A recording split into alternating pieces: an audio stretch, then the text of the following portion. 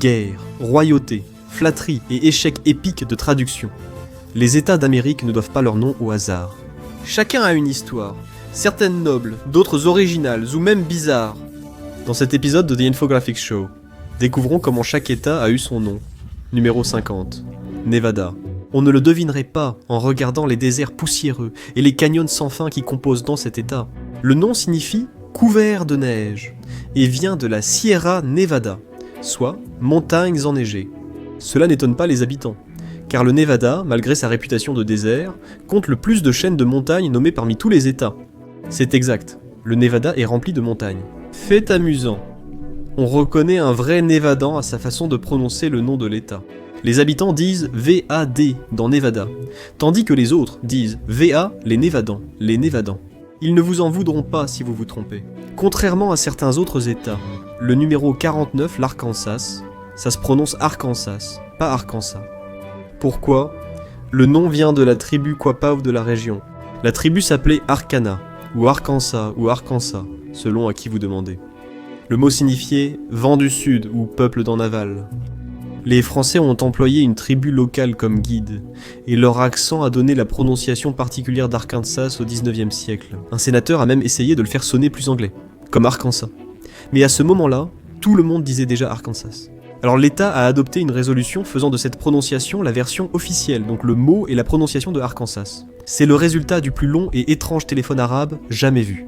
Sinon, cela peut se prononcer comme le numéro 48. Kansas et Arkansas sont en fait liés en ce qui concerne l'origine du mot. En fait, Kansas signifie à peu près la même chose. L'État porte le nom de la tribu Kansas ou Kansas de la famille Sioux, installée près d'une rivière locale. Cela signifie aussi peuple du vent du sud. Pourquoi alors une différence de nom dans les langues algonquiennes ? Le préfixe « a » désigne les groupes ethniques. Ajoutez la différence de prononciation entre francophones et anglophones de différentes régions, et les noms d'États ont divergé. Les Français ont aussi confondu un autre État, le numéro 47. L'Illinois pourrait tirer son nom d'une tribu amérindienne de la région. Autrefois, les Français entendaient le nom de la tribu comme Illinois, et l'ont écrit ainsi. Certains estiment que le mot venait de Irinwiwa, signifiant parler simplement. Une autre théorie est qu'il provient du mot autochtone pour guerrier, associé au Y, français. En 1818, le Congrès a conservé l'orthographe française du nom, mais changé sa prononciation. Au lieu de prononcer Illinois, ils ont choisi Illinois. Ce n'est pas vraiment de l'anglais, et ce n'est même pas la pire confusion du mélange français-anglais. Numéro 46. Les habitants du Maine étaient tellement en désaccord sur l'origine du nom du Maine que les législateurs locaux ont dû intervenir pour trancher, une bonne fois pour toutes. Le désaccord portait encore une fois sur l'origine française ou anglaise du nom, certains pensant qu'il était anglais. Ils nommaient la terre Maine, pour la différencier des nombreuses îles côtières. Plus de 4600 pensaient qu'elle portait le nom d'une province française aussi appelée Maine. En 2001, la législature du Maine a décidé de mettre fin au débat, affirmant que oui, le Maine tirait bien son nom de la région française. Mais le français n'était pas la seule langue étrangère à influencer les noms des États-Unis. Numéro 45. Montana. Si vous avez eu mieux qu'un D en espagnol au lycée, vous le connaissez sûrement déjà. Montana vient du mot espagnol pour montagne, parce que les montagnes rocheuses traversent le Montana. Mais ce ne serait pas un nom d'État, sans une certaine controverse sur son origine. Alors que James Ashley, représentant de l'Ohio, affirmait en 1864 que le mot était espagnol, son collègue n'était pas d'accord quelques semaines après. Le sénateur du Michigan, Jacob Howard, a affirmé que le nom provient du latin Montana, illustrant l'évolution des langues. Mais les querelles politiques sont éternelles. En parlant de querelles, numéro 44, N.E.W. York. En 1624, New York a été colonisée par les Néerlandais. D'abord nommée Nouvelle-Amsterdam, elle fut reprise par les Britanniques en 1664. Ils ne voulaient évidemment pas garder ce nom. Alors ils l'ont appelé New York d'après le duc d'York, qui en était techniquement le propriétaire. Son frère, le roi Charles II, lui avait donné la terre. Mais en 1673, les Hollandais l'ont reprise brièvement et renommée Nouvelle-Orange. Un an après, ils l'ont rendue aux Britanniques, et elle redevient New York. Le reste de la Nouvelle-Néerlande a été intégré et renommé New York. Les Amérindiens ayant survécu à la variole ont tenté en vain de choisir un camp, sans comprendre qu'ils perdraient quoi qu'il arrive. Au moins, On sait pourquoi New York s'appelle ainsi. Contrairement au numéro 43, le Tennessee, personne ne sait ce que signifie Tennessee. En 1567, le capitaine espagnol Juan Pardo a inscrit le nom après avoir découvert le village amérindien Tenasquí. Après de nombreuses tentatives d'orthographe, dont Tennessee et Tennessee, le gouverneur de la Caroline du Sud finit par appeler ce lieu Tennessee dans une lettre des années 1750 et ce nom est resté. Un autre fait amusant concernant la région, une partie du Tennessee, ainsi que le Kentucky, a failli devenir un état séparé appelé Transylvanie. Le plan a échoué car la Virginie et la Caroline du Nord ont revendiqué la terre. À propos de la Caroline du Nord et des états ayant réussi à diviser leur territoire, numéro 42. Le roi Charles II a concédé des terres à Sir Robert Heath pour la Caroline du Nord et la Caroline du Sud, qui formaient une seule Caroline jusqu'en 1712. Les concessions étaient un remerciement royal du roi Charles à ses principaux soutiens durant la guerre civile anglaise contre Oliver Cromwell. Ainsi, l'État a été nommé d'après son nom latin d'origine, Carolus. Fait étrange, des colons français avaient déjà marqué la région au XVIe siècle et l'appelaient également Caroline, en l'honneur du roi Charles IX. L'époque des grandes découvertes fut peu créative pour les monarques. Mais pourquoi ces deux États se sont-ils séparés ? Numéro 41, la Caroline du Sud. La Caroline du Nord et la Caroline du Sud se sont retrouvées très différentes en termes de géographie, d'économie et de population. Tout d'abord, la région de la Caroline était tout simplement trop grande et trop difficile à parcourir, ce qui la rendait difficile à gérer. Dès 1691, un vice-gouverneur fut nommé pour le nord de la région. Les grandes villes comme Charlestown, aujourd'hui Charleston, Cape Fear et Albemarle étaient trop éloignées pour de bonnes connexions, ce qui a éloigné davantage les deux régions. La Caroline du Nord progressait financièrement moins vite que la Caroline du Sud. Le problème venait en partie de la côte nord difficile, compliquant commerce et transport maritime. Le sol rocheux rendait l'agriculture difficile, entraînant des fermes plus petites et moins rentables qu'au sud. Ainsi, la Caroline du Sud a connu un essor démographique par rapport au Nord en 1712. Chacune a suivi sa propre voie, mais cette rivalité n'était rien comparée à la suivante. Numéro 40. Dakota du Nord, Dakota, était le nom d'une tribu Sioux locale. Leur nom signifie « ami » ou « allié », ce qui est ironique vu l'histoire de la séparation entre le Dakota du Nord et du Sud.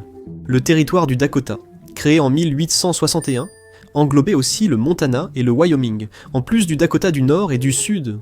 En 1889, les Dakota ont été admis dans l'Union en tant qu'États officiels.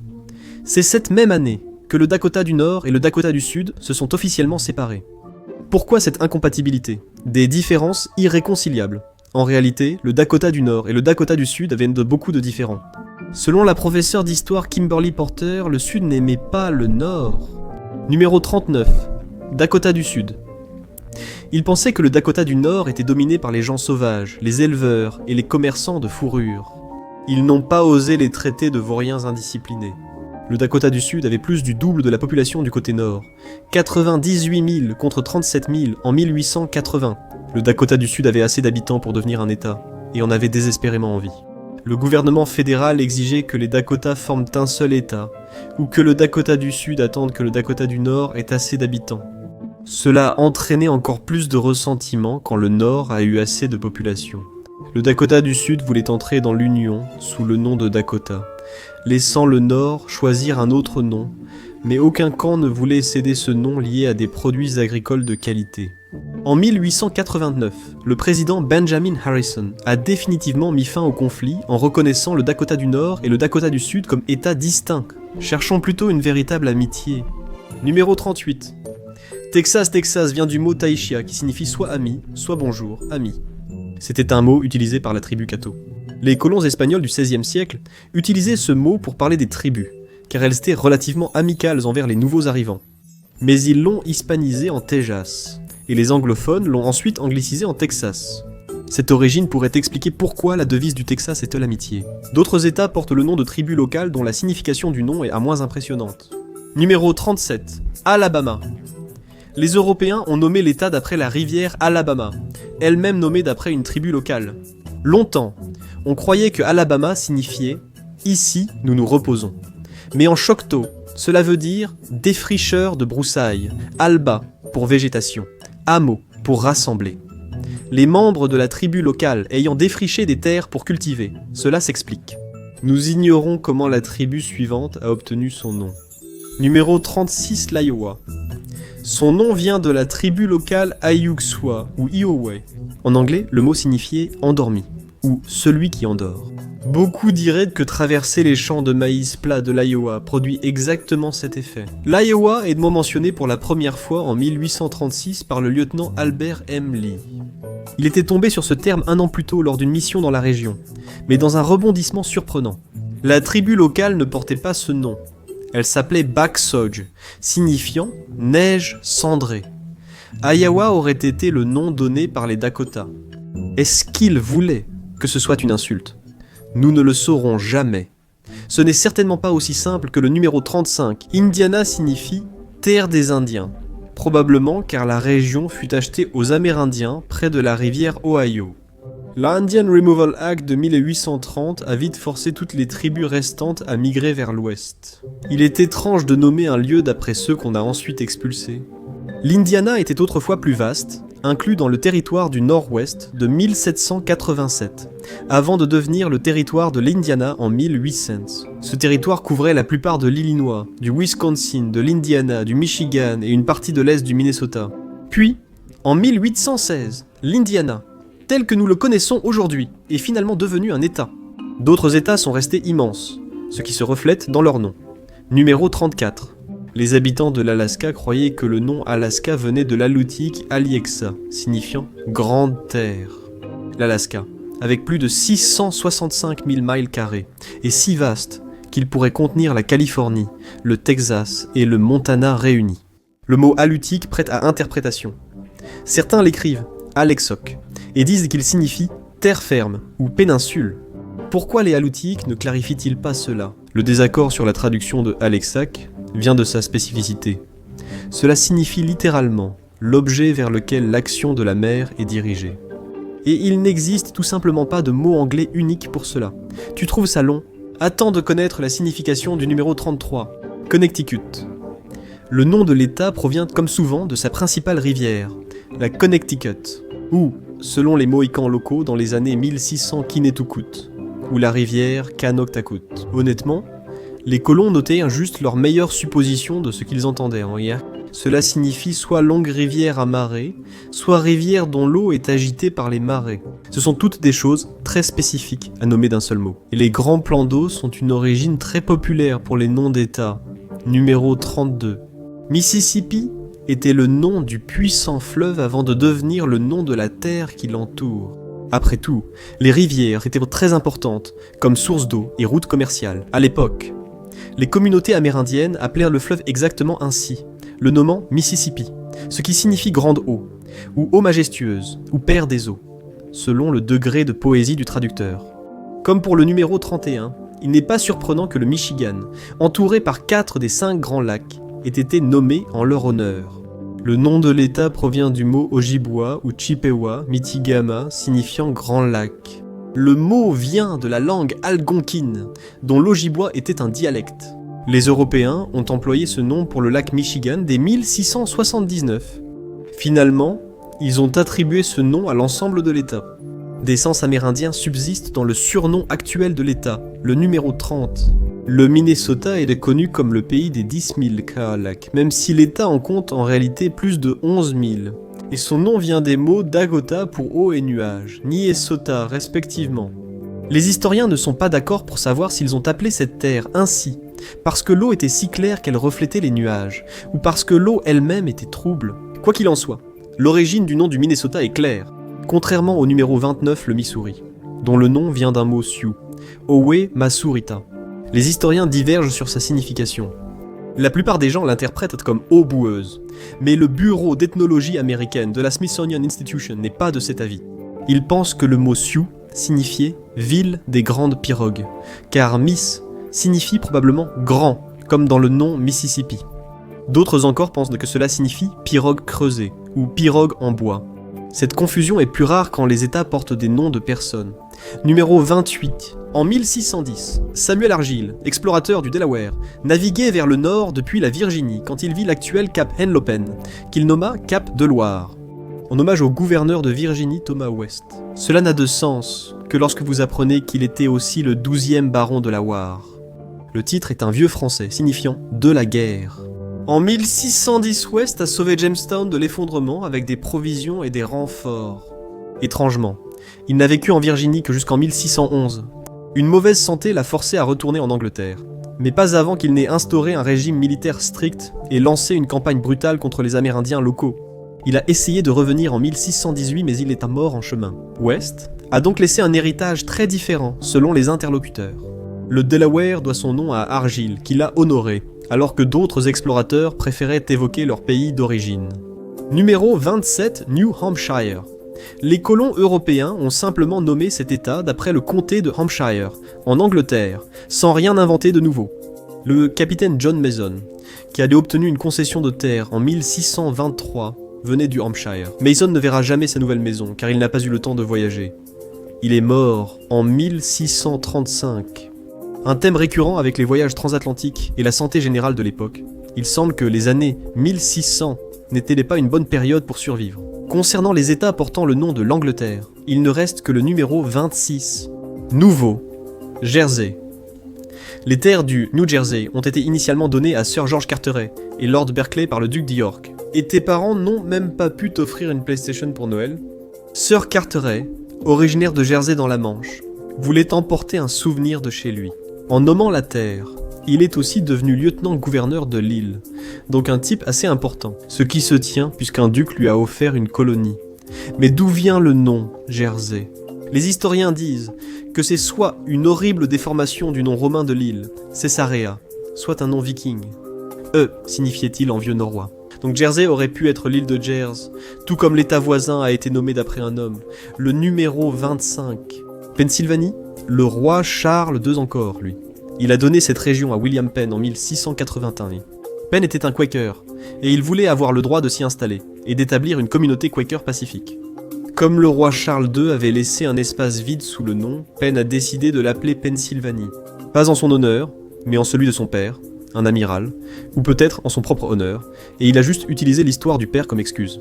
Sylvania vient des grandes forêts de la région. Sylvan signifie boisé, et état de désigne état de.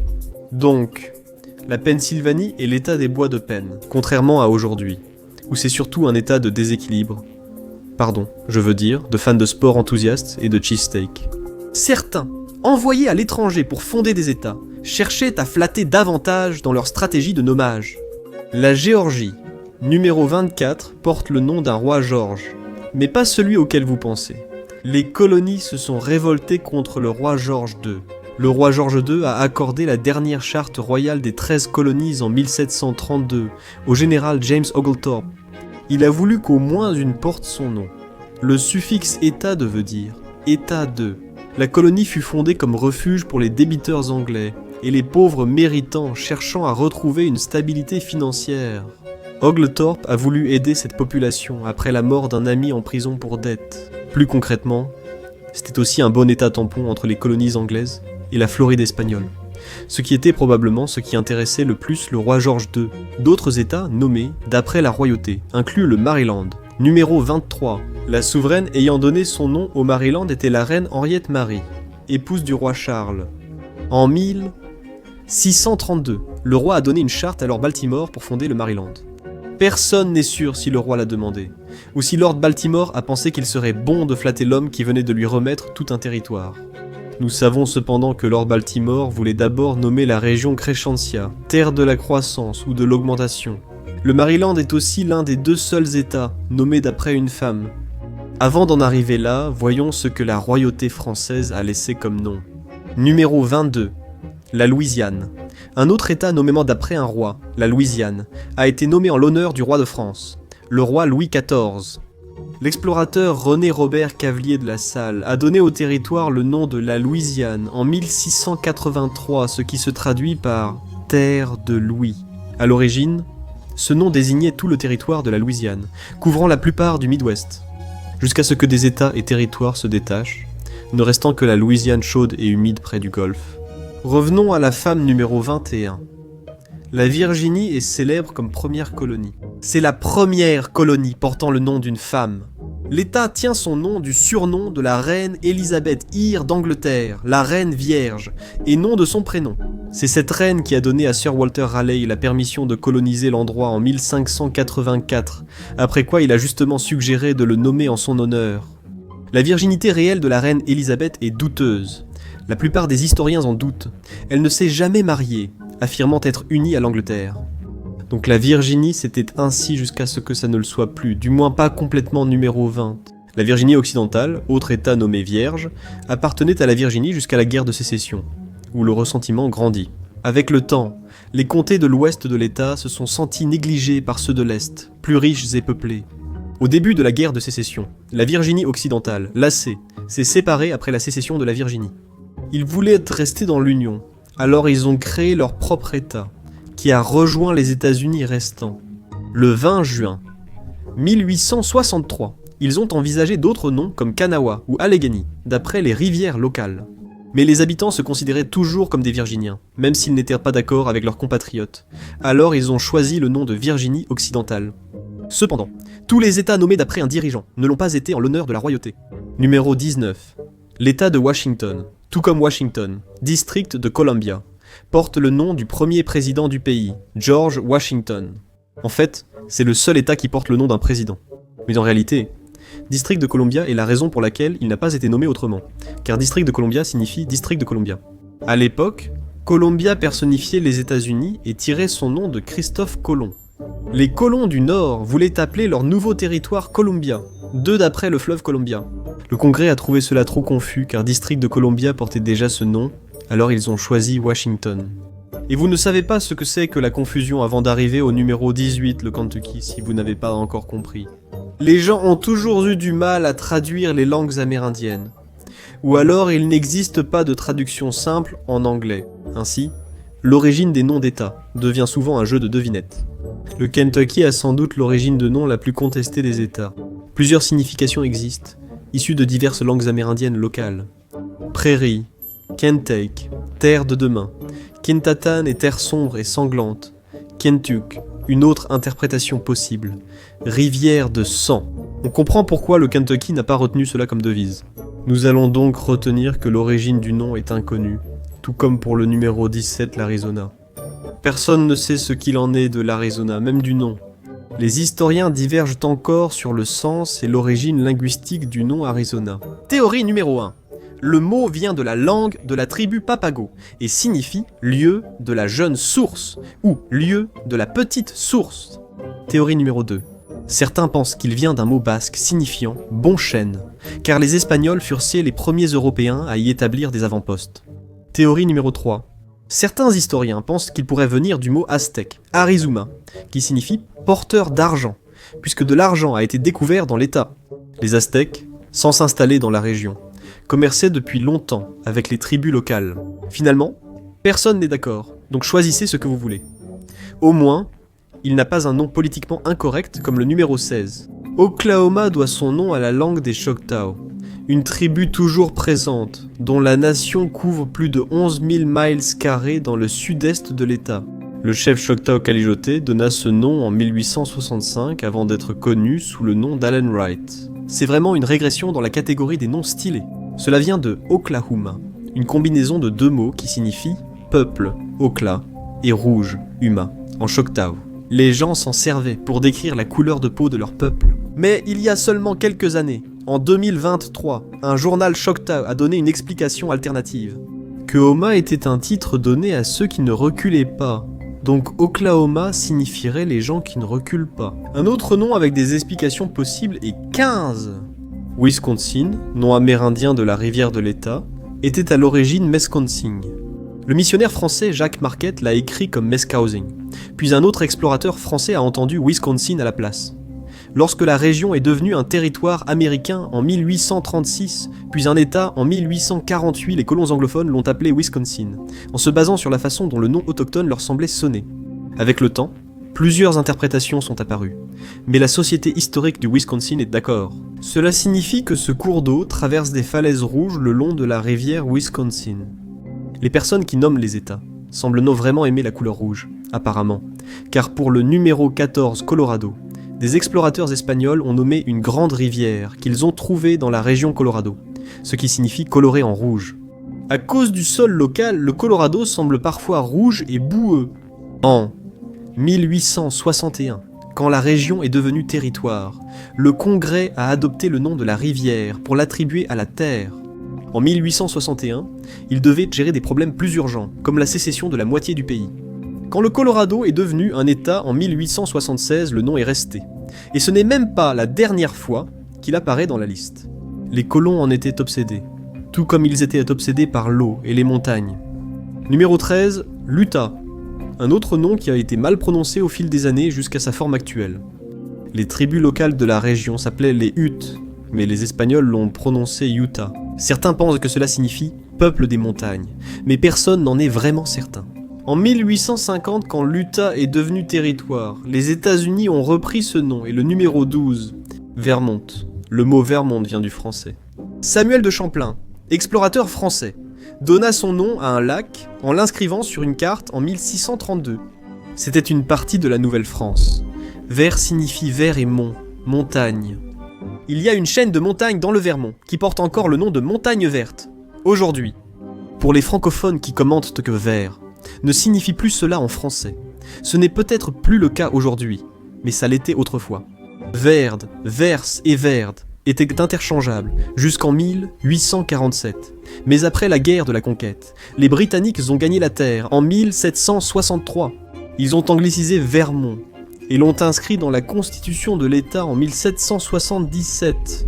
Les États sans montagne ont dû se contenter de noms de collines. Numéro 11. La tribu des Massachusetts portait un nom signifiant « sur » ou « autour de la colline verte », ce qui convient bien à cet État réputé pour ses collines verdoyantes. Le surnom historique de Boston, la ville la plus peuplée du Massachusetts, était la ville sur la colline. Enregistré pour la première fois en 1614 par le capitaine John Smith. Oui, il s'agit du capitaine John Smith, célèbre grâce aux écrits historiques et au film Pocahontas de Disney. Il a aussi donné son nom à la Nouvelle-Angleterre. Au moins l'État ne doit pas son nom à une caractéristique naturelle disparue dans les sables mouvants. Contrairement au numéro 10, le Nebraska. Le nom du Nebraska vient du mot Sioux Nibratka, ou Nebraska, ou Nibratke, qui signifie eau plate. C'était le nom d'origine de la rivière plate, parce qu'elle est large et semble lisse en apparence, mais la surface plate est trompeuse. Les premiers colons étaient frustrés par son inutilité totale pour la navigation. Les bancs de sable et les courants changeants rendaient la navigation impossible sans s'échouer. Et si vous essayez simplement de traverser à gué ou de nager, faites attention au sable mouvant. Ce n'est pas seulement un danger dans les vieux dessins animés, c'est très réel. Quant à un État nommé d'après un plan d'eau plus utile, numéro 9, Ohio.